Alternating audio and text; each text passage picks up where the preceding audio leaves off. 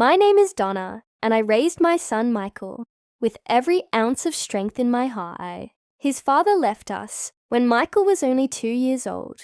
No explanations, no support, just a silence that stayed in the house, like a cold wind that never left. I worked 3 jobs to keep food on the table.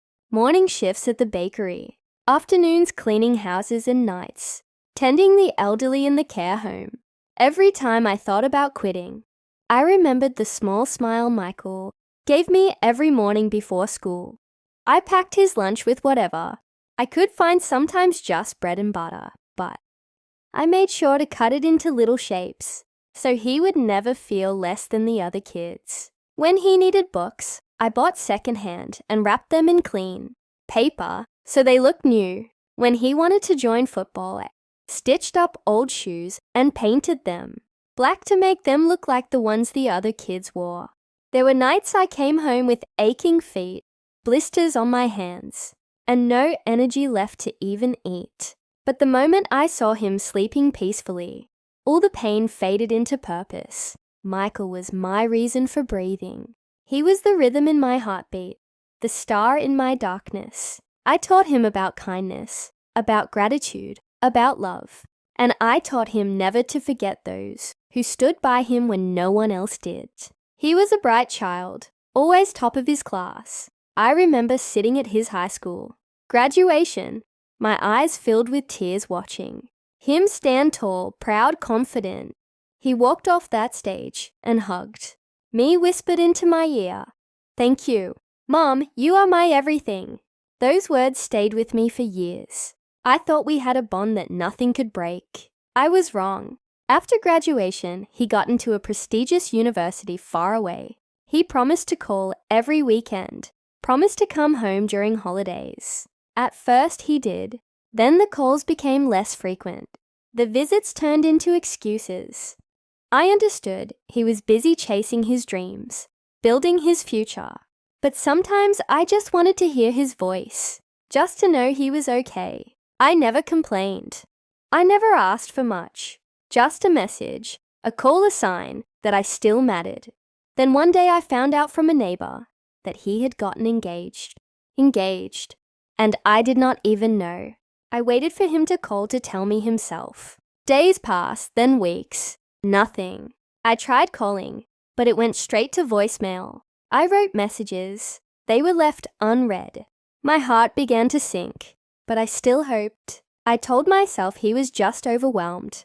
Maybe he would come around. Then I received the final blow. A wedding invitation came in the mail, not addressed to me. It was addressed to my neighbor, who was kind enough to show it to me, thinking I had already received mine. I held that invitation in my trembling hands. My name was not on the list. My soul felt like it shattered into 1,000 silent screams. He had not invited me, his mother, the woman who gave everything, so he could have something, the woman who had bled for him, wept for him, fought for him. Not even a seat at his wedding. I did not cry that day. There was a strange stillness in my chest. A part of me died, and I did not even fight it. Something inside whispered, "Let him go. Let him learn.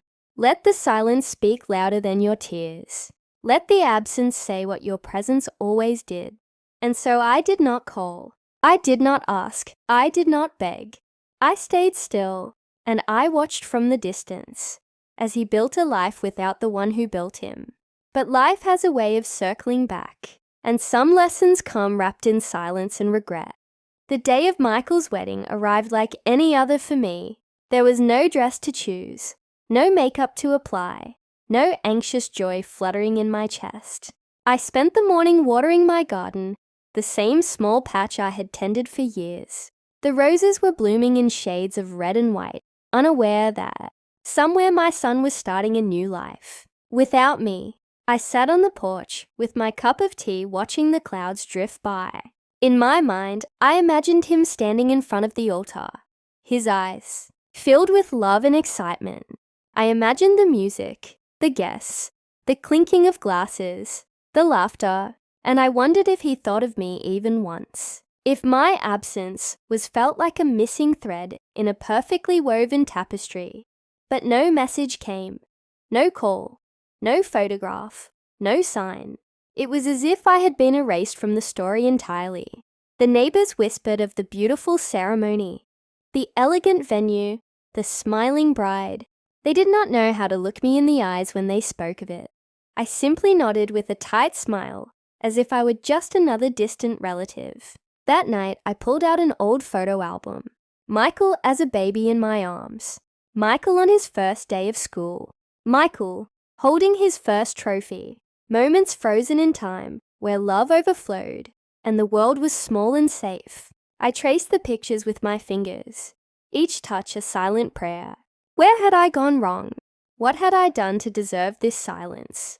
The pain began to settle, not like a storm, but like winter. Quiet, cold, relentless. I stopped checking my phone, stopped waiting. I started focusing on myself for the first time in decades. Joined a small community class, learned to paint, discovered I had a talent for landscapes. The quiet hills and empty skies matched the rhythm of my soul. People started admiring my work, asking about the woman behind the canvas. I was no longer just Michael's mother. I was Donna. The woman who had survived abandonment, heartbreak, betrayal. The woman who still stood tall with grace and strength. Months passed, then a year, and not once did Michael reach out. Until one evening, as I was returning from the market, I saw a figure standing on my porch. It was him, older, thinner eyes sunken, like he hadn't slept in weeks. He looked up, and his lips parted, but no sound came. He stood like a boy again, not a man, like the child who used to run into my arms after school. But I did not move. I stood there holding my grocery bag, waiting for him to speak, to say something, anything. He finally said he was sorry. His voice cracked like dry branches in the wind. I did not answer, not because I hated him, but because my heart had learned silence the hard way. And sometimes silence is the only language wounds understand. He tried to step closer, but stopped as if an invisible wall stood between us. A wall built with years of silence and betrayal. He said he made a mistake, that he missed me every day, that he thought I would not approve of his wife, that he thought I would judge. I listened, still silent, still still. He knelt down on the wooden floor of the porch and whispered he had lost the only person who ever truly cared. Tears fell from his eyes, but my heart did not melt, not yet, because forgiveness is not a gift freely given. It is a bridge that must be built stone by stone, with truth and effort, and I had waited long enough to cross it alone. Michael stood there, kneeling as if time itself had frozen around him. His shoulders trembled, but I said nothing. I walked past him into the house, gently closing the door behind me. Not as punishment, but because I needed airspace clarity. Inside, I placed the groceries on the counter, my hands moving automatically while my mind raced. The sound of silence was louder than ever, pressing against the walls of my soul. I sat down at the kitchen table, staring at the chipped edges, where years of elbows had leaned, and tiny fingers once tapped during homework. His voice came muffled through the door, asking if he could come in. Still, I did not respond. He did not try to force the door open. He simply sat on the porch, waiting. For hours, I heard his footsteps pacing, then stopping pacing again, as if the weight of what he had done was sinking deeper with every step. I cooked a small meal, ate alone, cleared the table, washed the dishes. Then I peeked through the curtain and saw him still sitting there, eyes, red arms wrapped around his knees. A mother's heart never truly turns to stone, but it can grow tired. It can build walls. It can ache with a pain too deep for words. I went to bed without inviting him in.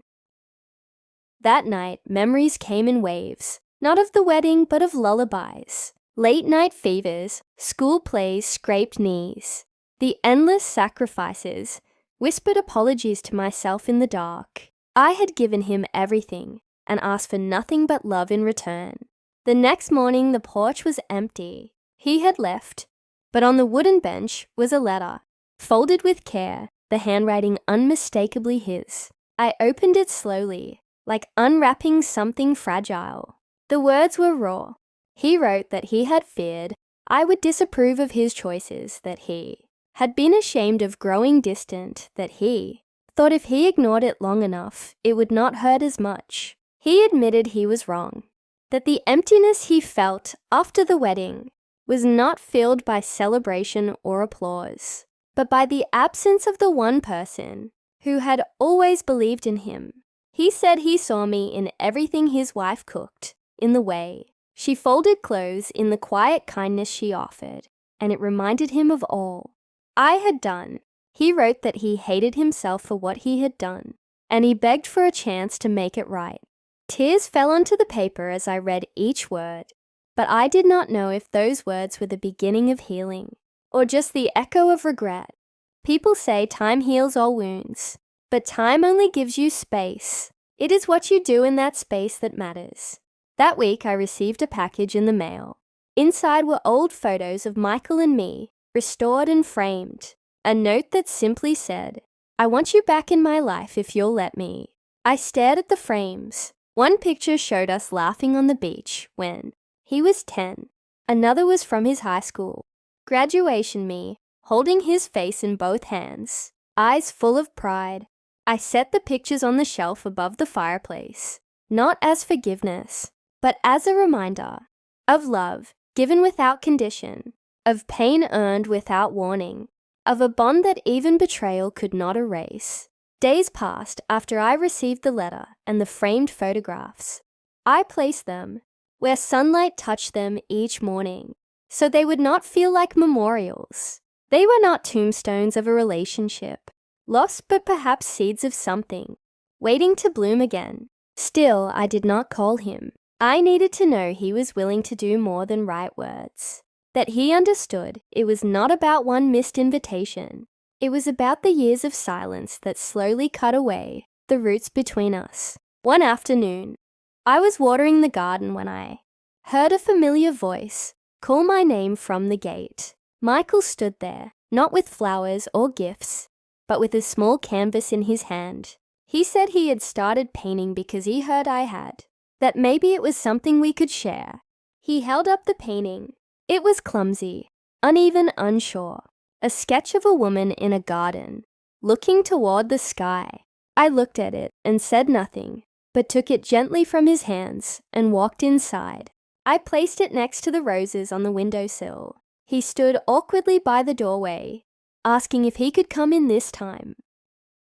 I hesitated, then nodded once. He stepped inside slowly, as if afraid of breaking the air around him.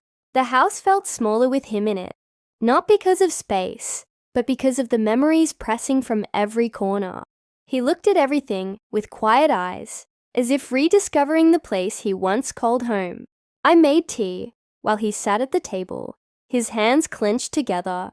He apologized again this time, not with polished words, but with pauses and cracked sentences. He told me about the wedding, how he had regretted not seeing me in the front row every second of that day, how his wife had asked where his mother was, and he had no answer that sounded right, how he had watched other families hug their parents and felt a hole inside him grow wider. He said the celebration had ended, but the guilt remained. I listened, and this time I let myself feel the betrayal, the sorrow, the love that refused to disappear. I asked him why he never called, why he let pride or fear or whatever it was take him so far away. He lowered his eyes and said he had been foolish, that sometimes people only realize the shape of love when it is gone. We talked for hours, not as mother and son, but as two broken people trying to find each other in the ruins. He told me about his life, his wife, his plans. He said they wanted to start a family, and he wanted his children to know their grandmother. My heart flinched at the thought of little hands reaching for me, of giggles and bedtime stories, of a chance to give what I had once given him. But I could not say yes yet, not until I believed he would not disappear again. that I would not be erased a second time. He left that evening quietly. No pressure, no demands, just a look that said he would wait as long as it took. And I was left with his words echoing through the house like a distant lullaby. After Michael left that evening, the house felt heavier yet quieter in a different way. Not the aching silence of absence, but the unsettled stillness of something beginning to shift. I stared at the small painting. He brought me crooked lines and awkward colors, but honest.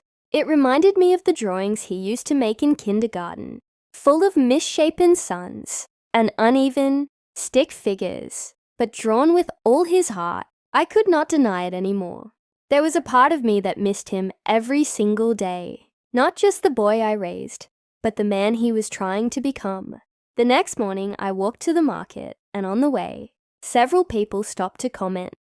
They said they had seen Michael around town again, helping old Mrs. Carter with her groceries, fixing the broken fence, by the church, even attending the local book club meeting. At first, I thought they were mistaken. Michael was never one to linger in town longer than needed.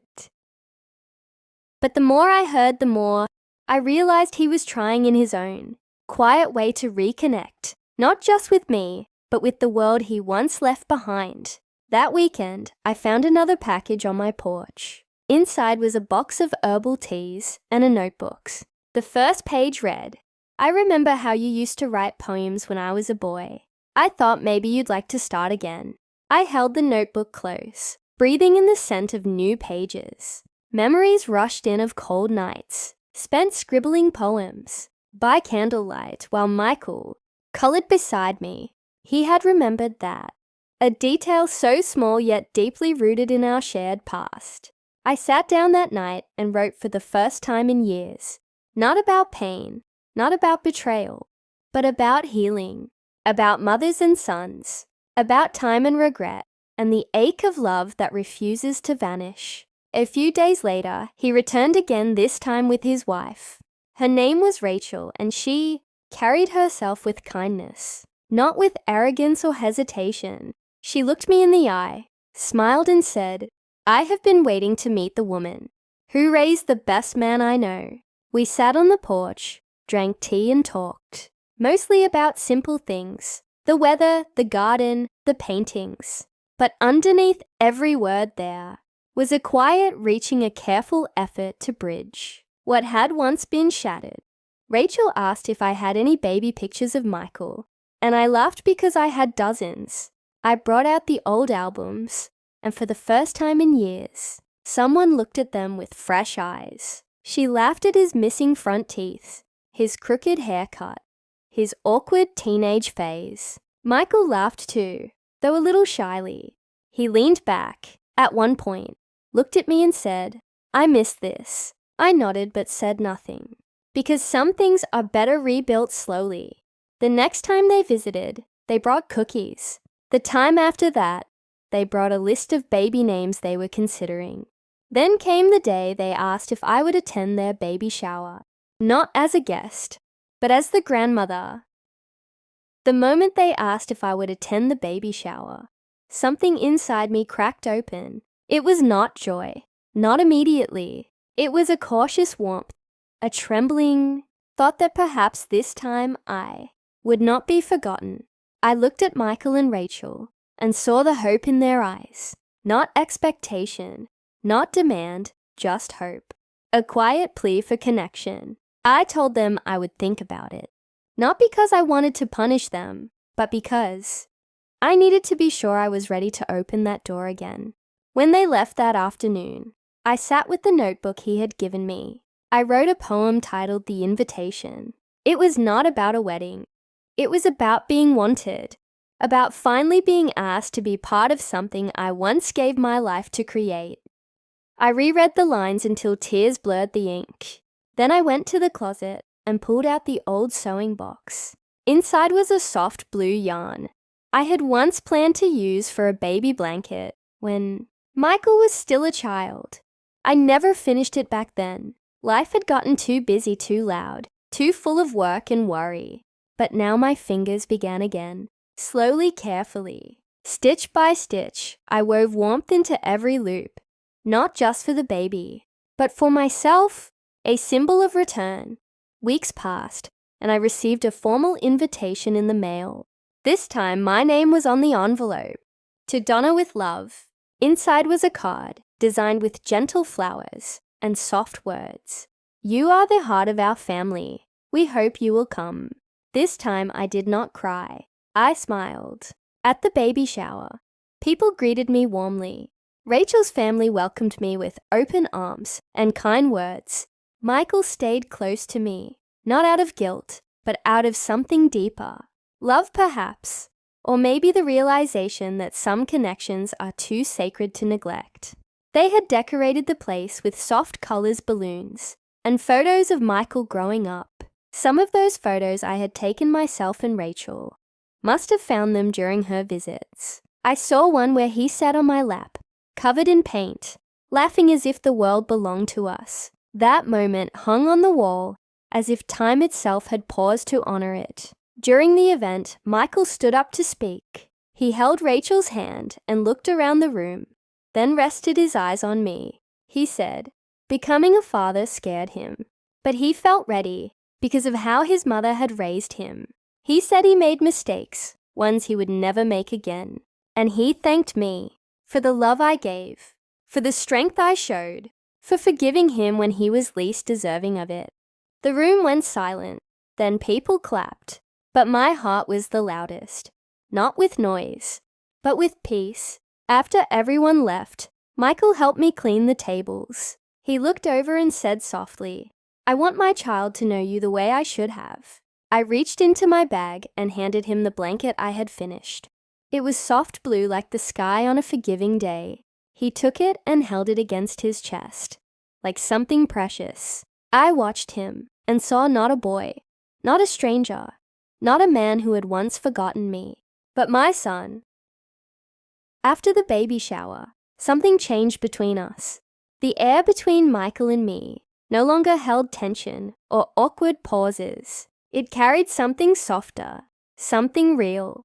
There were still moments when my heart would flinch if he arrived, unannounced or if too much time passed without a word. Old wounds do not vanish overnight. They only grow quiet with care. But now he came often, sometimes just for tea, sometimes with Rachel, sometimes alone. He would help me in the garden, ask about the plants I grew, or the meals I used to cook when he was little. He listened in ways he never had before, not like a child waiting to speak, but like a man finally learning to understand. One evening, he brought over an old shoebox filled with childhood items. Inside were crayon drawings, bent report cards, broken toys, and a wrinkled birthday card I had given him years ago. He said I found this in storage, and I could not stop thinking about you. We sat on the floor, surrounded by the past, as if trying to stitch it back together. He picked up one, drawing a picture of him and me, standing under a tree. Above us were messy stars and a crooked moon. He said, I remember drawing this after you stayed up with me all night when I had the flu. I smiled and said, I still remember how hot your forehead was and how you cried because you missed your class trip. He chuckled and shook his head. I was such a selfish kid. I looked at him and said, you are just a child, and children are supposed to need their mothers. He stayed quiet, then said, I think I needed you more than I realized. It was not an apology, and it did not have to be. It was something deeper than regret. It was a reaching, a rebuilding, a recognition. A few weeks later, he invited me to the house. Their house, a warm little place with ivy crawling up, the fence and soft yellow curtains on the windows. Inside, Rachel had baked a pie and laid out photos of the nursery they were preparing. There was a chair by the window, and they said it was for me, for whenever I visited, for rocking the baby, for reading stories, for simply being there. It was not much in the eyes of the world, but to me it was everything. I touched the fabric of the chair, soft, gentle, sturdy. It felt like being seen, being wanted, being home. As we sat down to eat, Michael raised his glass of sparkling juice and said to family. And for the first time in years, I felt the words settle in my chest without pain. Family, not forgotten, not left behind, but chosen again. It was a quiet Sunday morning when the phone rang up. Michael's voice came through breathless, full of nervous energy. He said Rachel had gone into labor, and they were on their way to the hospital. I froze for a second. The sound of his voice, wrapped in urgencies and hope, reminded me of the day he was born, when I had clutched the hospital bed alone, terrified and strong, all at once. Michael asked if I could come. Not later, not tomorrow, but now. I did not hesitate. I packed a small bag, threw on my coat, and took the fastest cab I could find. The hospital was a blur of white walls and rushing footsteps. Michael met me at the entrance, his face pale with joy and fear. He hugged me tightly, and I could feel the tremble in his hands. "Thank you for coming," he said. "I could not do this without you." Those words pierced something deep in me. The ache of the past softened, and for once it felt like everything had found its place. We waited together in the sterile hallway, the silence between us no longer heavy but calm. He held my hand the way he did as a child, when thunder scared him, and I held it back the way I always had, strong, steady, certain. Hours passed, and then a nurse came with a smile, saying it was time to meet the baby. Michael walked beside me into the room, where Rachel lay exhausted and glowing. In her arms was a tiny, perfect child, wrapped in soft white cloth. Rachel looked at me and said softly, "Would you like to hold your grandchild?" I stepped closer, slowly, my hand shaking more than I expected. She placed the baby in my arms, and the moment was nothing short of sacred. The baby was warm, with eyes barely open and a heart that beat, so fast and yet so steady against my chest. I rocked back, gently, letting tears fall without shame. Michael stood beside me, watching with eyes full of something deeper than words. I looked at him and saw not just a man, not just a son, but a bridge, a beginning, a thread that connected all the broken years into something whole again. He whispered we named him Elijah. It was the name of my father, a man who had passed before Michael was born, a quiet, respectful tribute that struck me like lightning. "You remembered," I whispered back without sound, and he nodded. The room was filled with soft beeping machines and the steady hum of life moving forward. There was no ceremony, no big moment of forgiveness, no speech, just a woman holding a child and a son standing beside her. And that was more powerful than anything words could ever say. The weeks that followed Elijah's birth were filled with quiet joy. Michael visited often, sometimes alone, sometimes with Rachel, and sometimes just dropping off handwritten notes with baby footprints pressed in ink. I framed every one. The nursery became a second home to me. They had placed the rocking chair by the window, where the sunlight warmed the floor in long golden stripes. I sat there for hours, holding Elijah, whispering songs I used to sing to Michael. Sometimes he would watch from the doorway, arms crossed, smile soft, as if trying to memorize the sound of his past returning. One afternoon, Rachel came to visit without Michael. She brought cookies and a folded letter. She said he had written it a while ago and wanted me to have it when the time felt right. Then she kissed my cheek and left me alone with it. I unfolded the paper carefully. His handwriting was slower, more deliberate than the letter he left on my porch long ago. He wrote that he had spent a long time blaming everything but himself. That fear had ruled so many of his choices. Fear of judgment, of failure, of not being enough. He wrote that on his wedding day. He kept looking at the door, hoping I would walk in even though he had not invited me. He had not wanted to face the shame, not of what I might say, but of the way I would look at him. He said he saw me everywhere, in the way Rachel held their child, in the quiet strength it took to be present every day, in the small sacrifices that came without applause. He admitted that the further he had run from me, the more he realized I had always been with him. in every part of his becoming. The letter ended with a simple line: I do not deserve your forgiveness, but I hope I have earned a place back in your life. I folded the paper and placed it in the notebook where I had been writing poems again. Then I looked outside and saw Michael pulling into the driveway. Elijah was in his arms, bundled in blue, the same shade as the blanket I made. He walked up to the porch, smiling nervously. I opened the door before he could knock. No words passed between us. I reached for Elijah and held him close. Michael stepped inside like he belonged again. And this time, he did. Seasons passed as quietly as the turning of pages in an old book.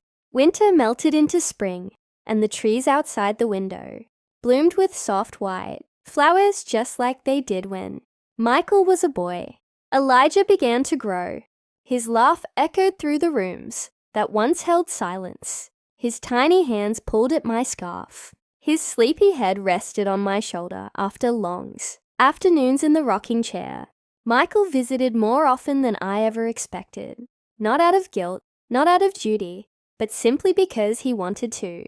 We started cooking together again, trying old recipes and laughing. When we burned the bread just like we used to, he asked about my poems and read them out loud, sometimes letting the words settle between us like sunlight warming an old bench. One evening as we sat on the porch, he turned to me and said, I do not know what I would do without you. I looked at him and smiled, because I finally believed him. Forgiveness had not come in one moment. It had come in pieces, in effort, in presence, in rememberings. It had come in the way he changed, the way he showed up, the way he let go of pride and replaced it with humility. And I had forgiven him, not because he deserved it, but because I deserved peace. One morning, Rachel called me over with urgency in her voice. Elijah had taken his first steps, and they wanted me to be there to see him try again. I arrived breathless and hopeful, and just in time, to see him wobble across the room toward Michael with hands outstretched and laughter bubbling from his lips. Michael lifted him into the air, beaming with pride, then turned and looked at me. You see, he whispered, he walks toward the ones he knows will catch him. Those words stayed with me for days, because maybe forgiveness is like that. Maybe it is not something you hand over like a gift. Maybe it is something that grows slowly from the inside, out when the ones who hurt you prove they will never let you fall again. We took a family photo that spring, under the blooming tree in my garden. Michael, Rachel, Elijah, and me. No one said anything about the past. No one needed to.